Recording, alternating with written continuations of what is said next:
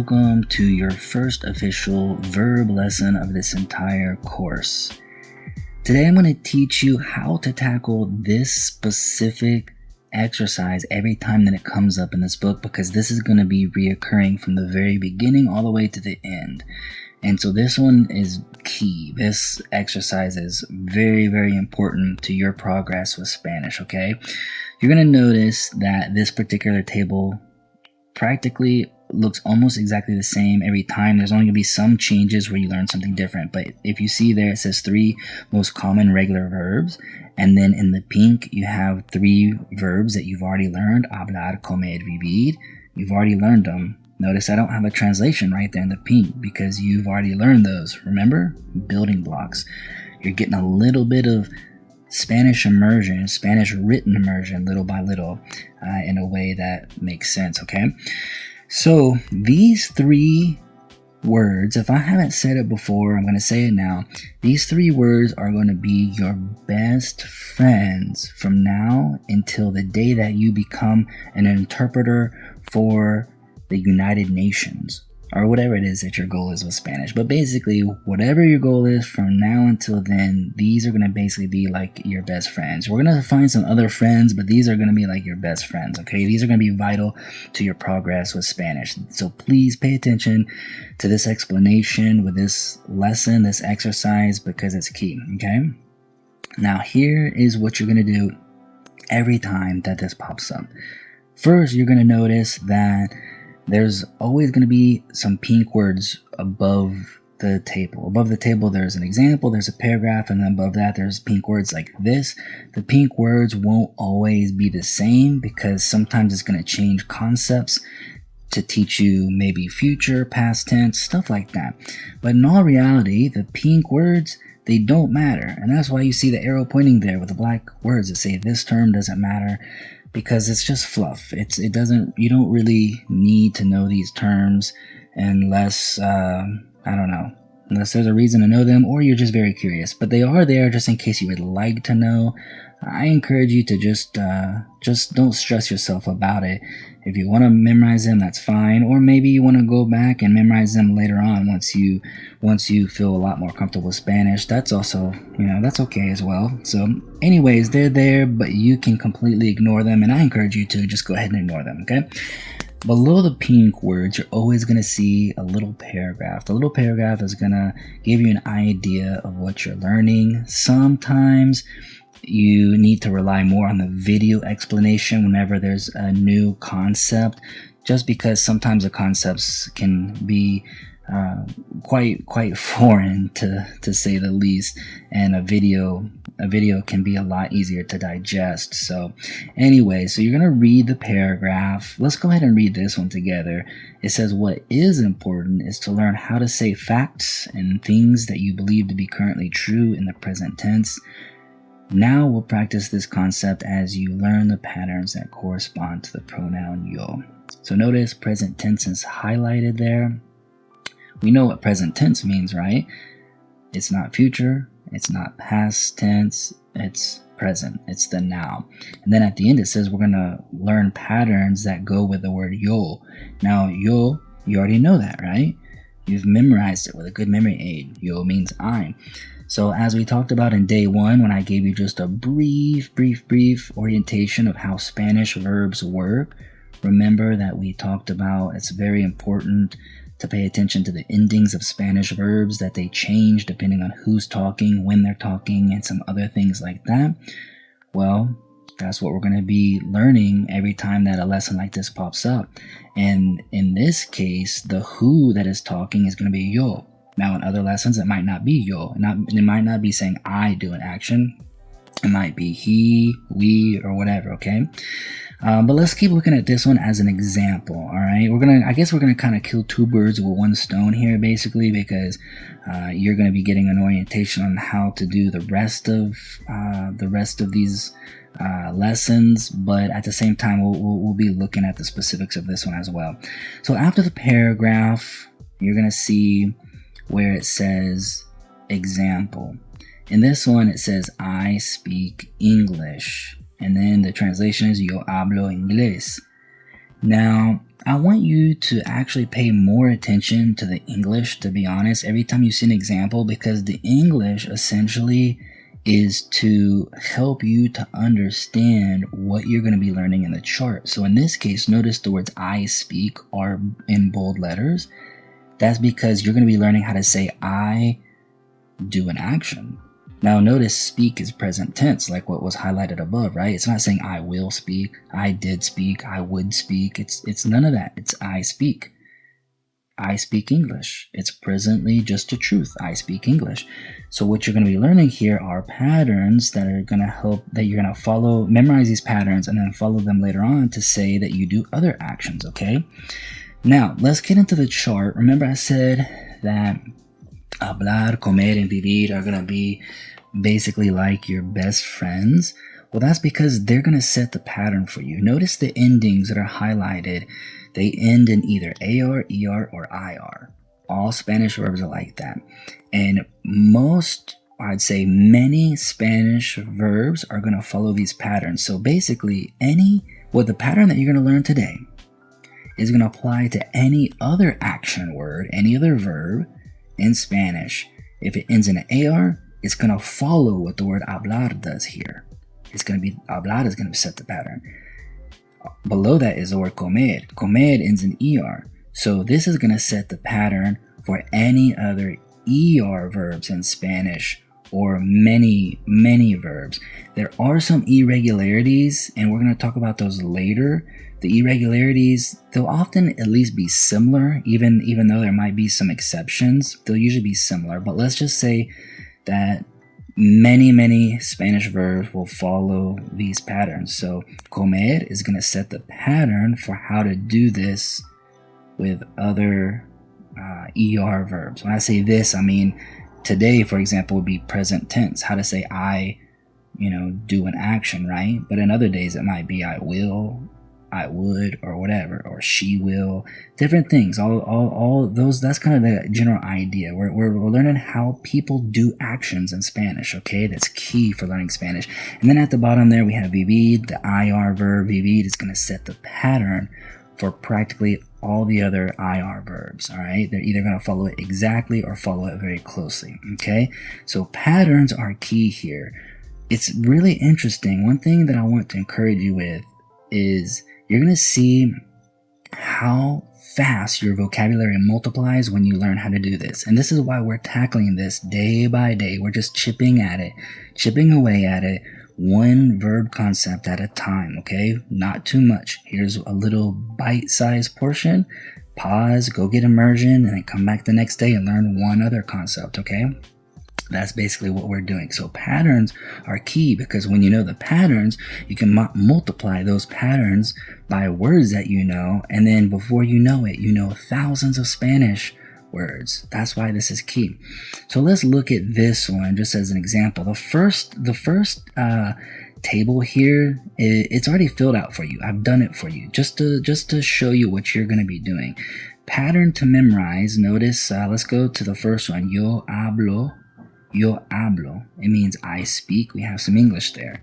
It's not always going to have translation. Remember, building blocks. But yo hablo means I speak. Well, what is the difference between hablar and yo hablo? Notice the O is highlighted. But in the other word there to the left of it, hablar, the AR is highlighted. Why is that? Well, that's what's changed. The AR was removed and we've added the O.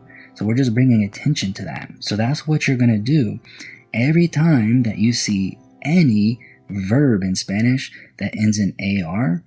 Most of the time, if it ends in AR and you want to take that action and you want to say, I do that action in the present tense, you're going to take the AR away and you're going to remove the O. That's why this chart says pattern to memorize. Now let's make a sentence out of it. If we look at the example sentence, here I have example sentences, but after this one, there's not going to be other example sentences in the actual chart itself.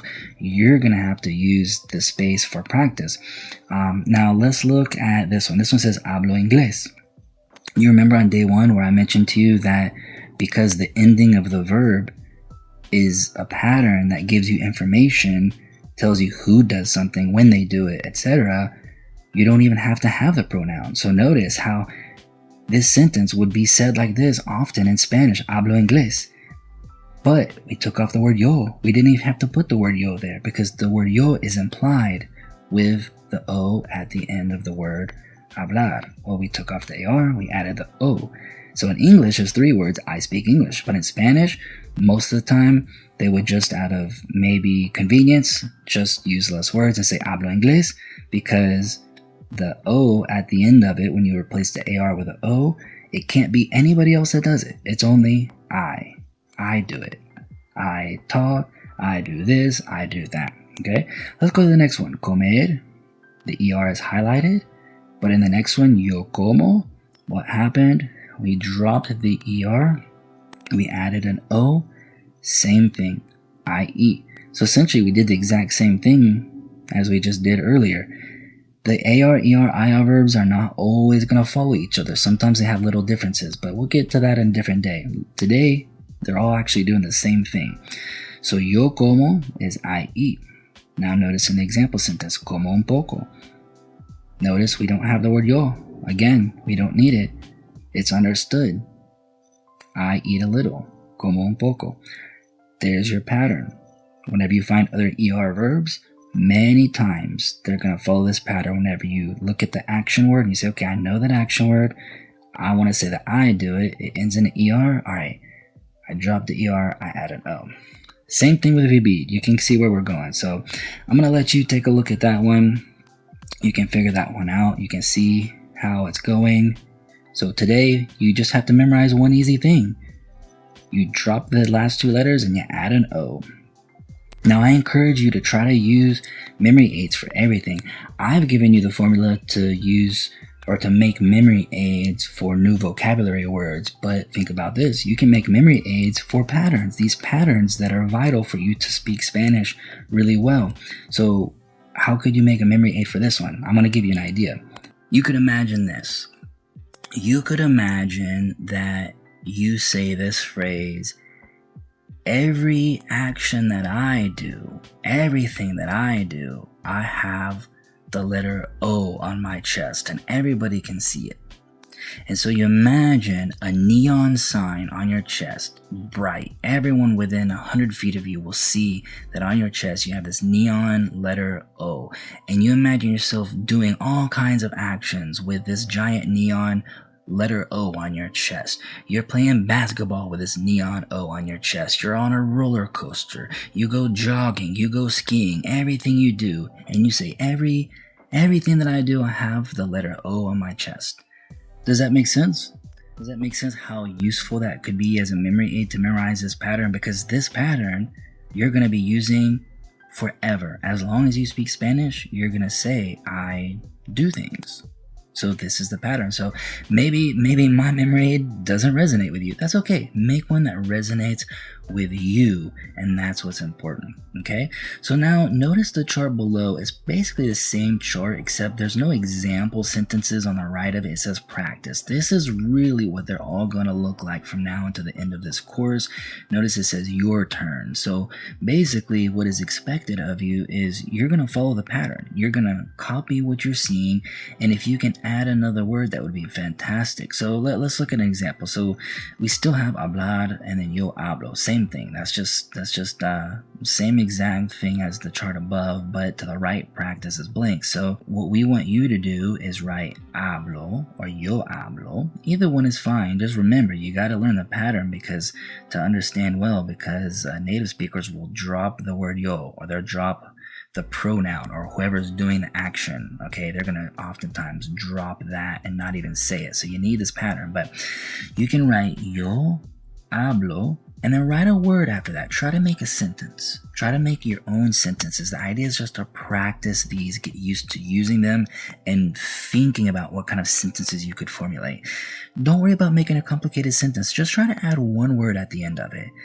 I'll tell you this, that out of the words that you have already learned up until now in this book, there are some words that you know that you could put there at the end to say something that makes sense. Remember, building blocks. This book was put together in such a way that you're building on top of other blocks. little by little until you've built a castle, a Spanish castle, okay? Now, if you can't think of some words that you have already learned that you could put at the end of it, write an English word. Doesn't matter. You might be thinking to yourself, well, don't I need to write a full Spanish sentence? Or how am I going to check to see if my sentence is right or wrong? Doesn't matter. What matters is that you learn this pattern. I just want you to start to get in the habit of trying to formulate sentences. Really, grammar is best learned in immersion. Your brain will let you know how words are supposed to be ordered. Here, we're focusing on patterns just because you can use your adult brain to reason here and to memorize these patterns, and you can learn them faster together with immersion. But here the idea is just to start trying, because once you get out there in the real world, you might have this pattern down, but the rest of the words you put together, they might not be the right order or this or that, but that's okay because over time, your brain starts to hear what's right. But like I said before, verb conjugation is important to study because in an immersion scenario for learners, it tends to take many years to just straight up learn it through immersion. So this, together with immersion, is going to be the fast track to speaking really good Spanish, okay? So your first practice sentence, you want to write yo hablo, and then you can write another word, all right? Another word after it. I'll tell you this, I'll give you a tip. Oftentimes in the practice sentences, let's say the first few weeks as you're doing practice sentences, a lot of times you can just write the Spanish word for good or bad afterwards, or maybe a lot or a little, or there's words that there's words, all right? Building blocks, all right? But don't worry about if your sentence is right or wrong. The one thing you want to do is you want to memorize this pattern. So same thing with the next practice space there. You want to write the words yo como, or even just como, I eat, and then you could write a word. In the example sentence above, I wrote the word a little bit in Spanish, but you might write the word a lot. It doesn't matter. Write an English word. You could write yo como blueberries. It doesn't really matter, okay? The point right here is learning patterns. We're not trying to memorize sentences that you're gonna just, be able to recall sentences that you've memorized, It's all about these patterns. So there you have it. That's pretty much how you're going to tackle it every time that you come to one of these charts. There are going to be some new concepts that pop up. Every time, make sure that you come back and check the videos to see if there's a video that can help you. Now, if you really, really, really look at it, every time that it comes up, you could figure out, or most of the time, you could figure out what it is just based off of the example sentence. But remember, I'm going to be here holding your hand. I don't want you to just look at it and go, okay, and feel like you're on your own. You're not going to be on your own. I'm going to be here. So thank you for your patience, and we're going to be having more videos pop up. So always come back. Please subscribe to the channel. Please hit the notification bell and make sure that you're following us on Instagram, because there will be reminders or notifications also whenever new videos drop. So if you have any questions in the meantime, please let me know. Feel free to always send me a message on Instagram, and I'll see you in the next one.